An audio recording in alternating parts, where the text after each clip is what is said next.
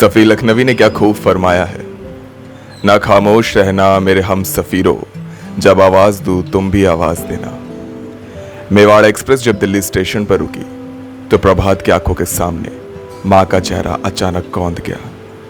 हमेशा वो उसे लेने प्लेटफॉर्म पर बाबा के साथ खड़ी दूर से हाथ हिलाती उसे देखती और वो हंसता हुआ दरवाजे पर आ खड़ा होता।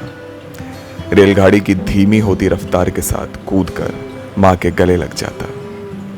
बरसों से यही होता चला आ रहा था, मगर आज उसे लेने स्टेशन कोई नहीं आया।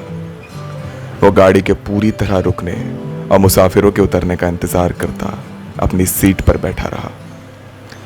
खिड़की के शीशे से बाहर का मंजर साफ नहीं दिख रहा था। उसने झुककर सीट के नीचे से बैग खींचा और मरीज चाल से नीचे उतरा। भीड़ थी, मगर किसी का हाथ आज उसके सिर को नहीं सहला रहा था। टी स्टॉल पर पहुंचकर उसने चाय के लिए इशारा किया, फिर इधर उधर देखने लगा। पहले इस शहर में दोस्तों और आशनाओं की भीड़ लगी होती, जिधर से गुजरो सलाम, हाय, नमस्ते, राम राम, ये तमाम आवाजें उसके कानों में पड़ती। लेकिन आज उसे कोई चेहरा न जान पहचान का नजर आया। न चाय वाले ने ही मुस्कुराकर ये पूछ लिया, कैसे हो भैया? बहुत दिनों बाद चक्कर लगाए हो शहर का, पढ़ाई सही चल रही है? प्रभात को अजनबीपन के एहसास ने बुरी तरह घेर लिया। ब्रिज पर खाली प्याली रख उसने पैसे अदा किए और बैग कंधे पर डाल निकास द्वार की तरफ बढ़ा।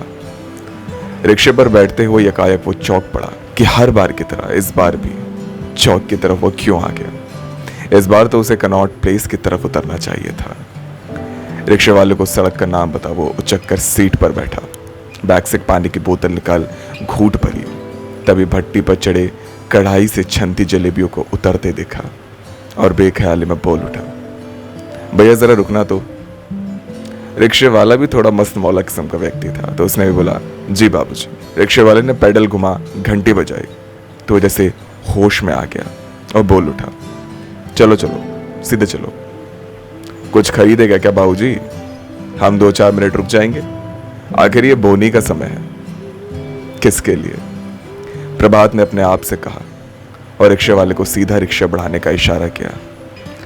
यह सुनहरी कुरकुरी शीरे से भरी गर्म गर्म जलेबियां का डोना अब किसके लिए? प्रभात ने बालों को संवारते हुए लंबी सांस ली। इस बीच कितना कुछ देखा है और इससे कहीं ज्यादा खोया है।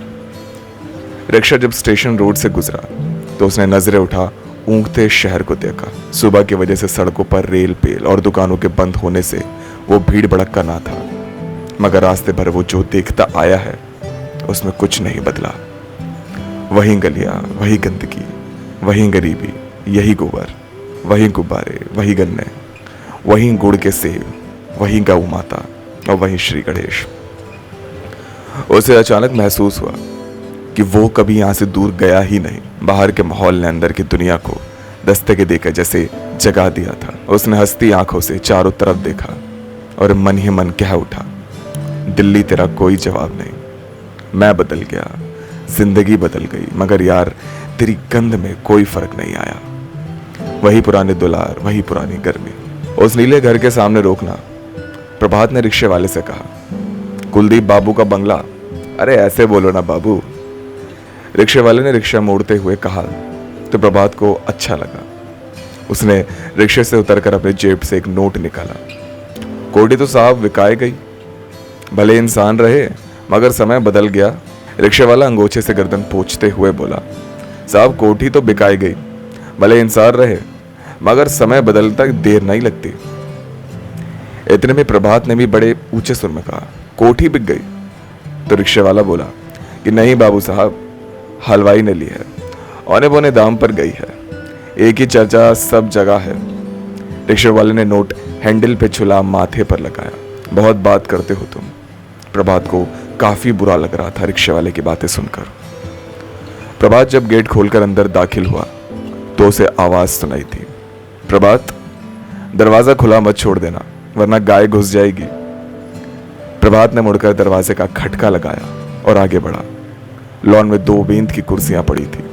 बीच की मेज पर अखबार के ऊपर ऐनक और पास में झूठी चाय की प्याली रखी थी।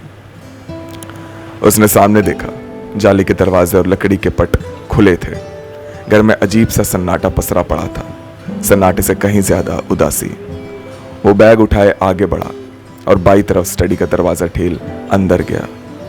स्टडी टेबल के पीछे वाली दीवार पर माँ की बड़ी सी तस्वीर लगी थी, जिस पर संदल के फूलों का हार झूल रहा था। कौन? बाबा की आवाज गूंजी। उसका सारा वजूद सिहर उठा, पैर जम से गए। टेलीफोन पर तो बातें कई बार हुई थी, मगर अब सामना करना है, आंखों से आंखें मिलाकर, आमने सामने खड़े होकर सब कुछ कहना है जो बाबा पूछेंगे। बाबा, मैं प्रभात। सूखे गले से प्रभात ने उन्हें सामने खड़ा देखकर कहा। प्रभात को ताज्जुब हुआ कि उसकी आंखें नहीं बरसी, बल्कि शर्मिंदगी ने जैसे उसकी आंखें झुका दी थी। यही दस्तूर है जिंदगी का। जो प्रभात किसी जमाने में अपने बाबा की आंखों का तारा हुआ करता था, आज वही प्रभात अपने पिता, अपने बाबा से आंखें तक नहीं मिला सकता। शायद हमारी जिंदगी भी कुछ ऐसी है, आज खुश कल दुखी, कल दुखी परसों खुश। मैं हूं आपके साथ मिहिर जैन।